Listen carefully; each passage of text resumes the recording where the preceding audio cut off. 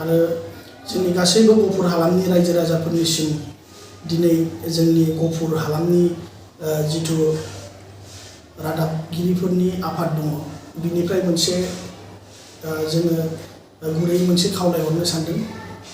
मानो होननानै बुङोब्ला जों खावलायनो नागिरनाया बेनोदि दिनैनि समाव जिहेतु जोंनि बर' समाजाव गोबांखिनि माखासे हाबाफारिफोर मावबावनांगौ गोबां खामानिफोर दङ आरो बै खामानिफोरखौ मावबोनायनि सायाव मावबोयैनि सायाव नंगौनि नङैनि माखासे गोबां लिडारफोर दिनैनि डेटआव दिनैनि तारिखआव नुजाथिदों आरो बै लिडारफोरा दिनै गुबुन गुबुन फेसबुक एकाउन्ट खुलिनानै फेक एकाउन्ट खुलिनानै गुबुन गुबुन मुं लानानै गुबुन गुबुन बाथ्रा बुंनो हमदों आरो माखासे जिथुनिखि रादाबगिरिफोर दङ बै रादाबगिरिफोरखौ सोंखारिनो हमदों। मानो होननानै बुङोब्ला रादाबगिरिफोरनि बे गाव गावनि मोनसे मोनथाय जि मोनथाया जोंनि बर' समाजनि थाखाय बर' हारिनि थाखाय गफुर हालामनि थाखाय जोङो जेसेबां हागौ गावनि पकेटनिफ्राय रां गारनानै जों रादाब बुथुमनानै नोंथांमोननि खाथियाव लाबोयो आरो नोंथांमोननो जों दिन्थिनो थाखाय नाजायो। खिन्थु बेफोरबायदि माखासे सैथो बाथ्रा लाबोनायखौबो माखासे मानसिफ्रा जोंखौ दुखु मोननानै जोंखौ फेक एकाउन्ट खुलि जोंनि माखासे जिथु पेज दङ बै पेजफोराव गाज्रि गाज्रि बाथ्राफोरजों सोंखारि हरो गाज्रि राव बुंहरो जेखौनोखि जोङो एक्चुअली बुंनो थाङोब्ला जों बै मानसिफोरखौ मोजाङै सिनायखायो मोजाङै मिथिखायो साफ्रोमनि मुंखौबो जों न'आव थांनानैबो बिथांमोनखौ बुंहैनो हायो खिन्थु जों बुंहैयाखै आरो बुङाबो जोङो खारन अगियानजों अगियान जाफानो जेबो गोनांथि गैया सैमा फाग्लाजों सैमा फाग्ला जाफानो हाया। बिनिखायनो जोङो जोंनि खामानि हिसाबै जोंनि गफुर हालामनि जिथु रादाबगिरिनि आफाद दङ बे आफादनिफ्राय दिनै सिदायै फंसेल' राव नोंथांमोनहा जुदि बेफोरबायदि फेक एकाउन्ट खुलिनानै नंजां बाजां काउन्टार हरनायखौ गाराब्ला जोङो खिन्थु फैबाय थानाय समाव इयुनाव जोङो एफआइआर लन्च खालामनो गोनां जागोन। बिनिखायनो नोंथांमोनखौ स्ट्रिक्टलि जोङो बर'जों बर' जानानै फंसे राव दिनै फार्स्ट टाइम नोंथांमोननिसिम फार्स्ट एन्ड लास्ट वार्निं आरो जुदि नोंथांमोनहा बेफोरबायदि बाथ्राफोरखौ बुंबाय थायोबा जोङो एफआइआर लन्च खालामनो गोनां जागोन।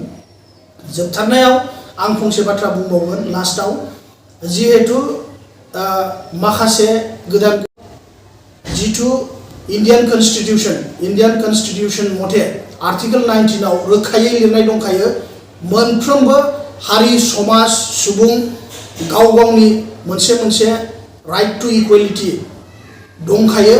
बिनि आन्दाराव नोंथाङा मा खालामो लिगेलै नोंथांमोना खालामनो हागोन। बेयाव जोङो सोरनिबा बिमा बिफानिफ्राय सार्टिफिकेट लानानै बेयाव रादाबगिरि खालामनो जेबो प्रयजन गैया होननानै आं सानो आरो जों गोथौयै दुखु मोननाय फोरमायदों।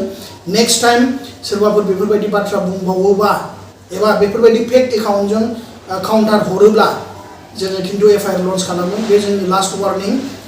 आरो मोनसे बाथ्राबाव नोंथांमोनहा जुदि जोंनि रादाब बुथुमनायाव बा रादाब नोंथांमोननिसिम फोसावनायाव माबाफोर गोरोन्थि मोनदोंब्ला बेखौ मोनफ्रोमबो पेजावनो सासे मनिटर जाय खालामो बिथांमोननि कन्टेक्ट नाम्बार होनाय दंखायो बैफोराव कन्टेक्ट खालामनानै नोंथांमोना बुंहरनो हायो जे नोंथां रादाबखौ बिदि खालामनाङा ओरैबायदि खालाम नोंथांमोना रायजो राजानि एडभाइसखौ जोंनोबो नांगौ खारन जोंबो मानसिसो जोंहाबो गोरोन्थि जाया नङा जायो। बेनिखायनो नोंथांमोना जुदि माबाफोर जोंखौ एडभाइस होनो गोसो दंब्ला बा एडभाइस होनो सानदोंब्ला नोंथांमोना हरनो हायो जों एक्सेप्ट खालामो।